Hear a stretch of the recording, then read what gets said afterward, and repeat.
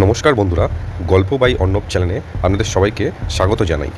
আমি এই চ্যানেলে বিভিন্ন ভৌতিক ঘটনা বা মানুষের সাথে হয়ে যাওয়া বিভিন্ন আসল ঘটনা, যেগুলো তারা বিভিন্ন মাধ্যমে আমাকে শেয়ার করে থাকেন, সেগুলো আমি আপনাদের সামনে তুলে ধরার চেষ্টা করি। তো এমনই আজকে একটি ঘটনা আমি আপনাদের জন্য আজকে নিয়ে এসেছি শোনাবো বলে। এই ঘটনাটি আমাকে পাঠিয়েছিল সুরজিৎ জানা বলে একজন। উনি আমারই একজন পরিচিত মানুষ, আমার পাড়াতেই থাকেন উনি। তো উনি বিহারের বাসিন্দা। তো উনি আমাকে এই ঘটনাটি লিখে পাঠায়। আজকে যে ঘটনাটি আমি আপনাদেরকে বলবো, সেই ঘটনাটি আমাদের কলকাতার জিঞ্জিরা বাজার নামক এলাকার একটি পুরনো ফ্যাক্টরির ঘটনা। এই ফ্যাক্টরিটা চালু ফ্যাক্টরি, ফ্যাক্টরিতে অনেক লোক কাজ করে থাকেন, খুব বড় একটি ফ্যাক্টরি। কিন্তু ফ্যাক্টরিটা বহু পুরনো ফ্যাক্টরি, ব্রিটিশ যুগের ফ্যাক্টরি। সেই ফ্যাক্টরিটা আজও রয়েছে। তো সেই ফ্যাক্টরিরই একজন ড্রাইভার, যিনি ওইখানে মাল লোডিং করেন আনলোডিং করেন, বিভিন্ন কাজের জন্য যান, তিনি আমাকে ঘটনাটি শেয়ার করেছিলেন। তার হেল্পারের সাথে এই ঘটনাটি ঘটেছিল। তো চলুন ঘটনাটা শুরু করা যাক। ঘটনাটি উনি যেভাবে আমাকে লিখে পাঠিয়েছেন আমি সেভাবেই আপনাদেরকে শোনাচ্ছি। তো ঘটনাটি উনি বলছেন যে গত 13ই ডিসেম্বর 2025 সালে উনি ওই জিঞ্জিরা বাজারের ওই ফ্যাক্টরিতে মেটেরিয়াল আনলোডিংয়ের জন্য ওনার খালাসিকে নিয়ে পৌঁছানো। তো ওনারা পৌঁছতে সময় বেরিয়েছিল ওই 8টা সাড়ে 8টা রাত্রি এরকম টাইম হয়। কারণ ওখানে ওই ফ্যাক্টরিতে 3 শিফটের কাজ হয়।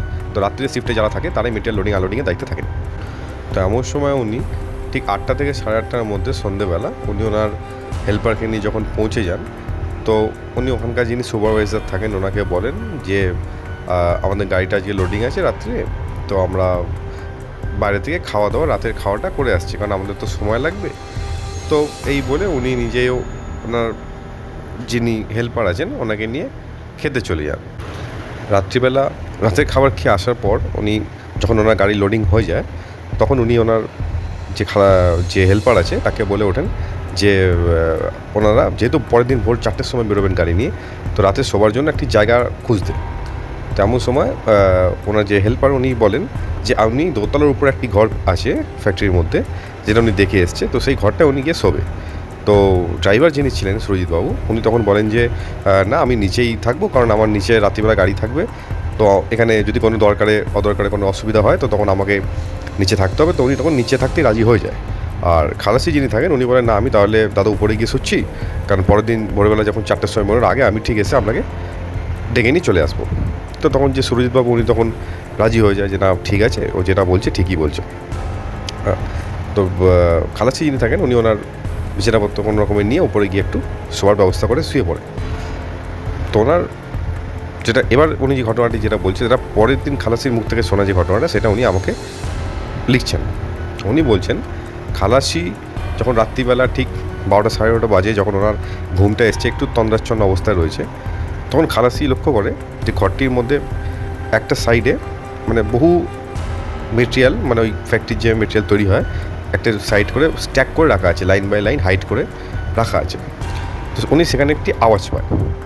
তো আওয়াজ পাওয়ার পর যিনি হেল্পার আছে উনি অতটা গুরুত্ব দেয়নি, যেন উপরে কোনো লোকজন নেই, ফাঁকা আছে, সবাই নিচেই কাজ টাজ করছে, হয়তো কোনোভাবে নিচ থেকে কোনো আওয়াজ এসছে, যার জন্য ওনার এটা মনে হচ্ছে। তো উনি সেটা প্রথমবারটা অতটা গুরুত্ব দেয়। তো উনি আবার শুয়ে পড়েন। আবার বেশ কিছুক্ষণ পর উনি আবার একটা আওয়াজ পান, আর আওয়াজটা বেশ জোরেই পান, যেটা একটা কোনো কিছু পড়ে যাওয়ার বা ভারী কোনো বস্তু পড়ে যাওয়ার মতো আওয়াজ পান। তেমন সময় উনি যে খালাসি আছে সে কোনো রকম একটু উঠে একটু উঁকি মেরে দেখতে থাকে যে কোথাও কিছু পড়লো টললো কিনা, বা কিছু অন্য কোনো জায়গা থেকে কোনো সাউন্ড আসছে কিনা, উনি একটু দেখতে থাকে। তো কিছু যখন দেখতে পায় না, তো তখন ও আবার শুয়ে পড়ে ওর জায়গায়। এবার তার ঠিক আধা ঘন্টার মতো সময় কেটেছে আনুমানিক। হঠাৎ করে ও তন্দ্রাচ্ছন্ন অবস্থায় দেখতে পাচ্ছে যে ও ঠিক ঘরটায় ঢোকার যে গেটটা সোজাসুজি ও শুয়েছিল, ও দেখছে যে একটা বিকট বড় একটা কালো মানে মানে গাঢ় কালো একটি ছাওয়া মূর্তি, যেটা উচ্চতা প্রায় 10 থেকে 12 ফুট হাইট হবে, আর অত্যন্ত ভারী একটা চেহারা। যদি কোনো মানুষ থাকে তার ঠিক গড়নটা যেরকম, সেই রকম কোনো একটি কালো বস্তু তার দিকে হেঁটে এগিয়ে আসছে। ওইটা দেখে খালাসি মানে কি বাকরুদ্ধ হয়ে যায়, তার মানে হকচকিয়েছে যে কী বলবে কী করবে, কিছু ভেবে না পেরে ভয়তে থরথর করে কাঁপতে থাকে।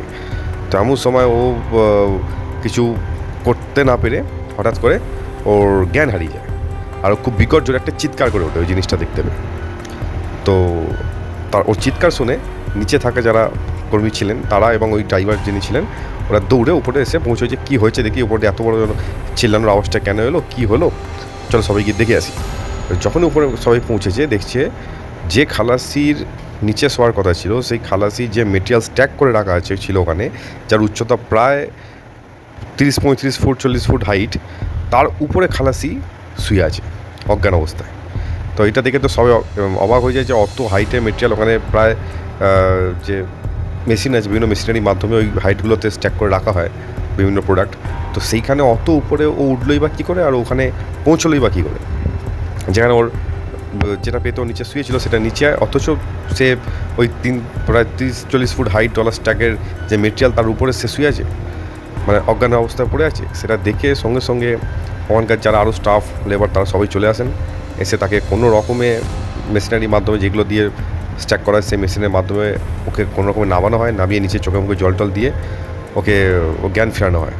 তো জ্ঞান ফেরার পর ওর সাথে যা যা ঘটে ও প্রত্যেককে বলে যেরকম আমি রাত্রিবেলা শুয়েছিলাম, হঠাৎ করে দেখি একটা 10-12 ফুট উচ্চতার একটি কালো ছাওয়া মূর্তি, ভয়ঙ্কর একটা চেহারার যেন কোনো ছাওয়া মূর্তি আমার দিকে এগিয়ে আসছে।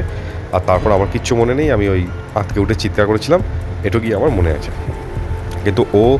কিন্তু সবাই অবাক হয়ে গেল যে ওই লোকটি ওই অত উপরে পৌঁছলোই বা কী করে, তার সাথে এই ঘটনাটা কী করে ঘটলো, কীভাবে কী হলো, তার কোনো উত্তর নেই। তো এই ঘটনাটি সুরজিৎবাবু উনি আমাকে শেয়ার করেছিলেন। উনি ওই গাড়ি ড্রাইভার ছিলেন, ওনার খালাসির সাথে ঘটনাটি ঘটেছিল। আর এই ঘটনাটি ঘটেছিল কলকাতার জিঞ্জিরা বাজার সংলগ্ন এলাকার একটি খুব বড় ফ্যাক্টরিতে। ফ্যাক্টরিটা বহু পুরনো ফ্যাক্টরি, প্রায় ব্রিটিশ যুগের ফ্যাক্টরি। তার নামটাই বলতে পারবো না, কারণ এটা তাদের নিজস্ব একটি ব্যাপার, এখানে বলার যায় না। সেই ফ্যাক্টরিতে ঘটেছিল রাত্রিবেলা এই ঘটনাটি দেখার ঘটে। তো লোকমুখে শোনা যায় যে ওই অঞ্চলে যারা পুরনো লোক বা যারা পুরনো কর্মচারী ওখানে কাজ করে তারা বলে থাকে যে ওই ফ্যাক্টরির দোতলায় এমন অনেক কিছুই ঘটে যেটা মানে তো তার কোনো সদ উত্তর নেই। যেমন ওনারা অনেক ওখানকার যারা পুরনো স্টাফ তারা বলেছে ওনারা কোনো মেটেরিয়াল একটা সাইডে রেখে গেছেন, পরের দিন সকালবেলা উঠে দেখছে মেটেরিয়ালটা তার থেকে প্রায় 30-40 ফুট দূরে অন্য কোনো জায়গায় চলে গেছে, যেখানে অত ভারী মেটেরিয়াল কোনো মতেই কোনো রকম মেশিনারি বা কোনো মানুষের দ্বারা না সরালে সেটা সম্ভব না এক জায়গা থেকে আরেক জায়গায় চলে যাওয়া। সেরকম হয়েছে। আবার বহু স্টাফ ওখানে দেখেছেন যে উপরে মানে হঠাৎ করে মাঝরাতে কিছু আওয়াজ হয়, অনেক সময় মাঝরাতে কিছু যেন দম করে কোনো একটা কিছু পড়ে গেলে বা ভারী কোনো বস্তু নিচে পড়ে গেলে ঠিক যেরকম সাউন্ড হয় ঠিক সেরকম সাউন্ড তারা পেয়েছে। তো এরকম অনেক কিছু ঘটে থাকে, কিন্তু সবাই ইগনোর করে থাকে যে না তাদের একটা কাজের জায়গা, সেখানে এই জিনিসগুলো তো কাউকে বলা বা এই জিনিসগুলো তো ঠিক না। তো তারা সেটাকে অতটা গুরুত্ব না দিয়ে তারা তাদের মতো কাজ করে যায়, কিন্তু রাত্রিবেলা কেউ খুব একটা দোতলাটা ইউজ করে না। তো যারা ওখানকার পুরনো স্টাফ ছিল তারা খালাসিকে বলে যে তুমি কেন আমাদের জিজ্ঞাসা না করে তুমি দোতলায় গিয়ে শুয়ে পড়লে। কিন্তু খালাসিও যেহেতু বাড়ির লোক ছিল সে অতটা জানতো না, সে তখন বলে যে না আমি তো জানি না, তো আমি সেই কারণেই উপরে গিয়ে শুয়েছিলাম যাতে নিচের কাজে কোনো সাউন্ড আওয়াজ পাওয়া যেমন অসুবিধা হয়, তাই আমি উপরে গিয়ে শুয়েছিলাম যাতে নির্জন অবস্থায় শুতে পারি। কিন্তু আসলে যে এরকম একটা ভয়ঙ্কর ঘটনা ঘটে যাবে সেটা সেও কখনো কল্পনা করতে পারেনি। তো এই ভয়ানক ঘটনাটা আমাকে সুরজিৎবাবু শেয়ার করেছিলেন। তো এরকম আরও যদি ঘটনা আপনারা শুনতে চান তো আমার চ্যানেলটা নিশ্চয়ই সাবস্ক্রাইব করবেন, আমার ঘটনাটি ভালো লাগলে শেয়ার করবেন। আমি এরকম প্রতিদিন নতুন নতুন কিছু না কিছু ঘটনা আপনাদের সামনে তুলে আনার চেষ্টা করব, যেগুলো বিভিন্ন মানুষের মাধ্যমে শুনে আমি তাদের থেকে ঘটনাগুলো জেনে আমি আপনাদের সামনে নিয়ে আসি। আর এই ঘটনাগুলো একটাও বানানো কোনো ঘটনা নয়, প্রত্যেকটাই সত্যি ঘটনা, কারোর সাথে ঘটে যাওয়া কোনো ঘটনা। এগুলো তারা নিজেরাই আমাকে শেয়ার করে পাঠায় এবং সেই ঘটনাগুলো আমি আপনাদের সামনে তুলে ধরার চেষ্টা করি। তো আপনাদেরও কাছে যদি এরকম কোনো সত্যি ভৌতিক ঘটনা থেকে থাকে বা আপনার সাথে ঘটা এমন কোনো অলৌকিক ঘটনা থেকে থাকে, তাহলে আমাকে এই ঘটনাটি লিখে পাঠাতে ভুলবেন না। আমি নিচে আমাদের একটি মেল আইডি অ্যাটাচ করে দেবো ডেসক্রিপশন বক্সে। আপনারা সেই মেল আইডিটা দেখে আমাকে আপনাদের জীবনে ঘটে যাওয়া কোনো ভৌতিক ঘটনা থাকলে আমাকে শেয়ার করবেন। এই চ্যানেলটি নতুন, সবে আমি শুরু করলাম, আপনারা সবাই আমার পাশে থাকবেন। আমি আরও ভালো ঘটনা আপনাদের সামনে তুলে ধরার চেষ্টা করব আপনাদের প্রয়োজন মতো। ধন্যবাদ।